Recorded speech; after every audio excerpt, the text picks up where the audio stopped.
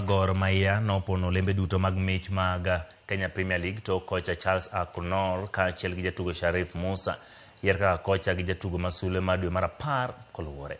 Mich ma kamagi oduogo kuom thuolo mokwongo chakre higa mag 2018 ka chenro ma jogo machano michgi en medo ndhadhu mag tuke adhula lig maduong' ma pacho ka.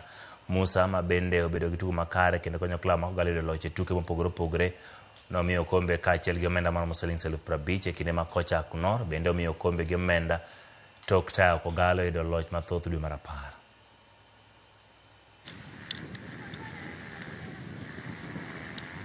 I think it's just belief na kukuwa consistent. It was one thing I was working for, to be consistent, and I think it may pay. Management led by Mr. Ambrose, who has been very, very supportive in the things we do. Everything we ask, they are there to deliver, and it's been wonderful. And more importantly, the players, who we've pushed them. Parni kiny sa 9 Kogallo tugo gi Tusker. Obaneno ka jomoko biro mer kata gibiro madho chak. Team Kenya jotugo ma Keini madugo tuke mag kabadi othicho ke tuke mag pinje mangima, tuke madhi nyime piny ma Bangladesh.